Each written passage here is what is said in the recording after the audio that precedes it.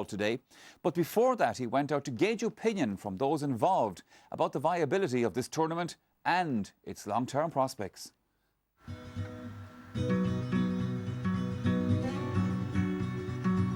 The interprovincial competitions are a challenge for the association, and over the last 2 years we've had a lot of discussion of whether there are benefits or otherwise for the association. It's hard to know who's for it and who's against it. There's a lot of people sitting on the fence.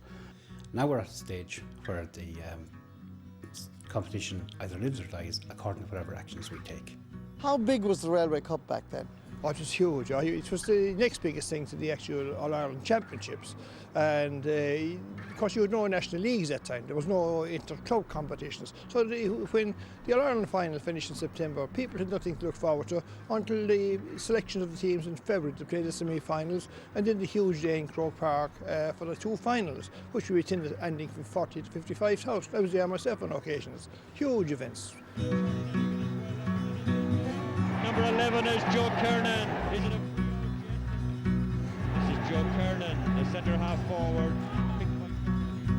Well, it meant an awful lot to me as an Armagh man who hadn't played in Croke Park before, and the county hadn't been successful for many years before to play in Croke Park, and to play in Croke Park in the Railway Cup was something special. You're playing with the best players in Ulster. You know, I was lucky enough to be under the great Sean O'Neill first, and then Brian McInniff, and I was lucky in my career to win 3 Railway Cups, which was great. Why are you so passionate about this? There is something good about representative sport as well, where you know you're people who compete against each other week in, week out, and then to see them wearing the one jersey, supporting each other and playing with each other helps sport in general. Paddy racing in 21 yards out, the goal! Malachy, why do you think the Railway Cup, the interprovincials, have failed? Well, I think you have to realise that there are just more games now than there were in the days of Christy Ring or in the days of thousands of people going to watch these games. There are so many opportunities for people to go and watch the best players in the country now that I think it has pushed the interprovincials to one side. If you take an overall look at it, you have to ask yourself, who is the competition for? Because unless the public is involved, unless you've got people paying through the gate, then all you have is a competition for players. And if that's all you have, then it's hard to see how you can give over a full weekend in the middle of the league, which is already sort of underloved and undervalued anyway. It's hard to see how you can give over a whole weekend for it. What really matters, do the player want it? There are census taken of the players some years ago. 95% of inter-county players wanted to retain. Are you in favour of the interprovincials, or are they an added burden to players like you? No, I'm massively in favour. I mean, everybody knows there's no huge commitment involved. There won't be too many training sessions or anything like that. It's just go out and play in the day and represent your province. I definitely think it should be maintained. You know, it's a provincial competition. It gives players a chance to play for their province. You know, and it's played during a 2-week break or a 3-week break in the National League, so it's the perfect timing for it. So definitely think it should be maintained. Yeah. Really would give you goosebumps just to think, wow, I'm getting to play a Railway Cup. It's where the best hurlers in Ireland show off their skills. If it is going to continue, the GAA have to look at selling it properly. It's all about selling the competition to supporters. The supporters will come if it's the right time and the right venue. I've great hopes for the incoming President Liam O'Neill, who's a very enlightened man who would have a lot of background in provincial games with his own province in Leinster, being a provincial chairman himself. I've great hopes that he will do that, and hopefully we will have a more strong and more enlightened approach than that from his two predecessors. As the incoming president of the GAA, do you want to retain the interprovincial series? I am a fan of the competition. I think interprovincial competition is good.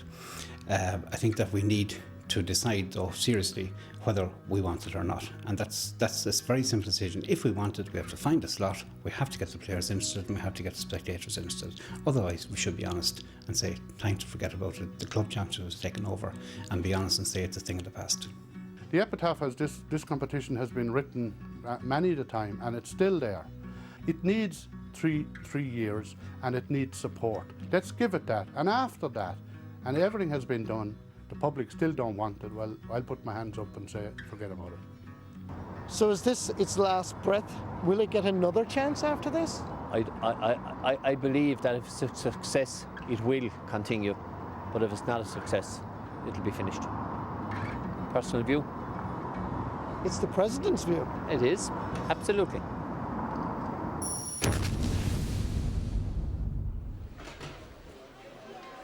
This is Parnell Park earlier today, the venue for the Leinster versus Munster interprovincial football semi-final.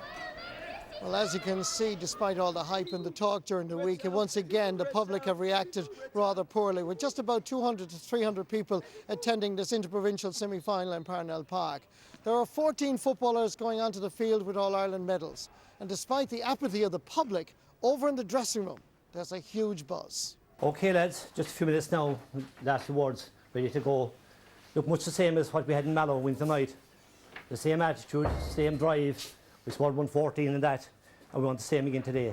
Big thing with Cluxon lads, watch the kick out. OK, you can tempt him a small bit, but worry him, put him under pressure, and switch and change, OK? We keep it tight. Graham, we spoke to you about it, OK? You orchestrate that.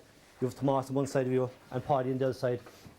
And Alan, for goals, you position them as much as you can, keep them tight on their men.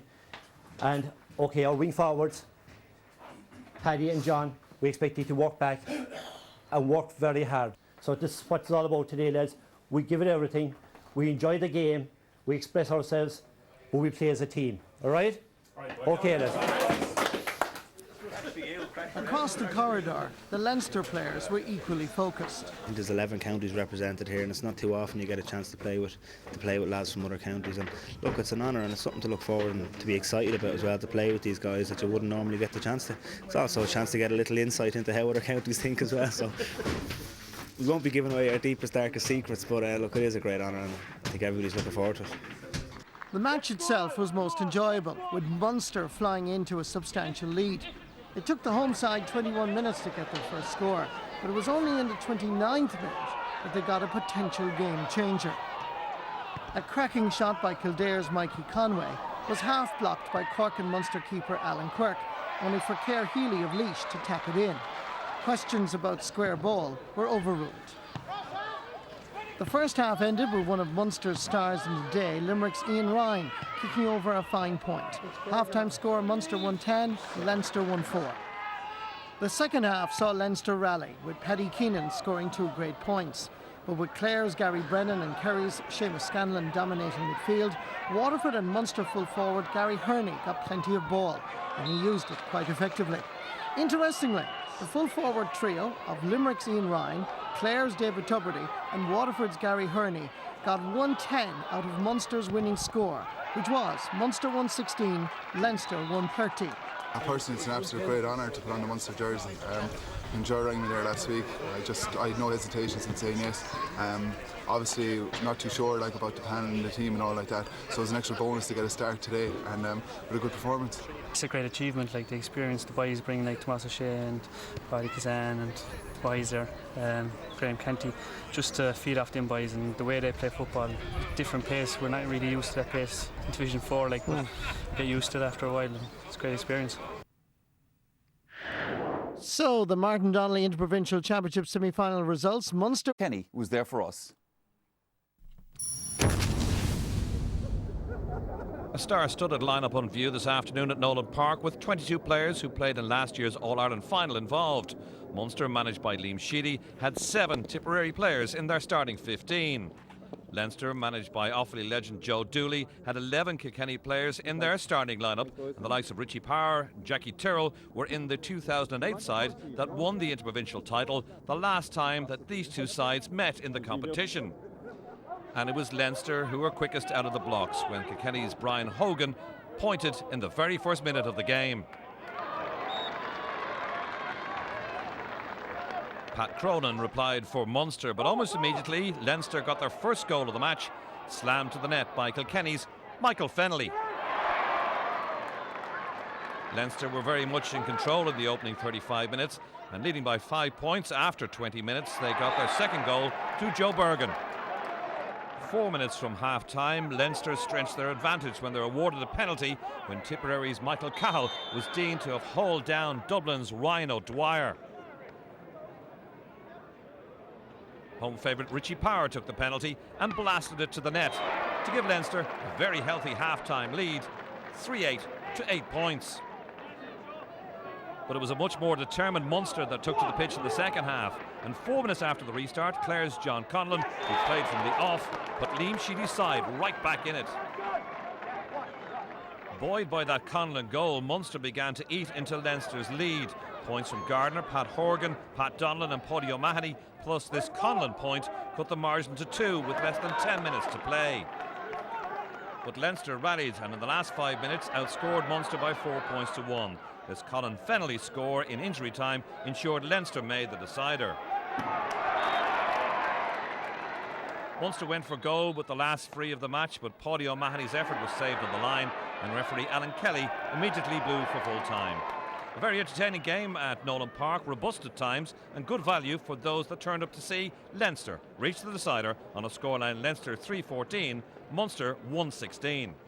Like all hurling people are fans of it, I'd say, and I don't know of any hurling man or woman that's against it, to be honest. You know, today was a super game of hurling, played by the best hurlers in both Leinster and Munster, and you know, if with proper promotion, I think there's definitely a big place for it still on the GA calendar. I guess these guys, you know, they really want to play and they want to be playing against the best and pitting themselves against the best. And that's what you had today, you know, great preparation for all those guys in preparation for the national leagues that are starting next week. So hopefully if that's a sign of what's to come, I think we're in for a very, very good summer. Now that you've lost, will you consider your position as the Munster manager? Yeah, I think Pat Fitz and Sean Walsh are looking for my resignation already. So one match and I'm out straight away. Leinster through to the decider, and they'll play Connacht in the... Seems to be, they're not too bothered. Well, I wouldn't quite put it that way, Michael, because I think that if you go through every competition, you know, you can look at the Welsh Cup or the Crystal Trophy or the McGrath Cup, you know, they're not thrown out by the GA to know to the public to know do they want them or not. I go along with what Joe Kernan said, really, that they need promotion, and I think it needs some promotion element where you'd focus on maybe the younger players, you know, but add a little bit of razzmatazz to it, right? Have little competitions, you know. Imagine we said top goalkeepers like Brendan Cummins, Donald Cusick, bring in the youngsters before the match, have little competitions, really jazz it up. But they dropped this thing 2 years ago, Donald. They had 2 years to think about how they would relaunch it. Yeah, well, Michael, I think it needs a lot of marketing, a lot of promotion, and I mean, I think you brought up the point about Malachy Clerkin today, but I mean, the thing is, I think the players want it, and they show that by, you know, by their level of commitment to it. Maybe the first thing would be to find a proper slot, find some group that will run it, market it properly, and then have a look at it over 3 years. And if it dies, then let it die. This looks like a last throw of the dice for it. Yeah, but Michael, the key to making anything successful, whether it's selling a product or selling a sport, is marketing. You don't put out on this competition in the middle of the 3 busiest months. The 3 busiest months for inter-county action, January, February, March. This is a sort of throwaway. Where would you put it? Oh, absolutely. I'll tell you exactly. You look at the greatest country in the world for marketing their sports, and that's the Americans, right? In American sport, in the 4 top sports, the basketball, the baseball, the hockey, the American football, every year they have all-star weekends where in basketball the Western Conference plays the Eastern Conference. What's the idea of an all-star weekend? The idea of an all-star weekend is 1, to generate interest in the sport, and 2, that you can get all the games, top stars in the one venue for a particular... But listen, the key... So when do you have it? Michael, we take our main products, inter-county, football and hurling, out of the shop window on the 3rd Sunday in September. It returns on a lesser basis in January. So the bottom line is, have a big Gaelic sports weekend. Forget international rules. Have a Gaelic sports weekend involving the interprovincial in October and November. Please, look, there's one thing to say. We just don't have enough Sundays for it. And the one thing we're looking at is a fair play to Martin Downey put in. You have to get rid of the international rules if we're going to have it in. The other thing is about we've got to think about club football here. The clubs have lost 2 other Sundays here in this situation. So I agree with it. I played with the Railway Cup and I thought it's one of the greatest competitions to play in. But look at the way it is. It's gone at the minute. It's like the old dance halls way back before. We can't get them back. But we need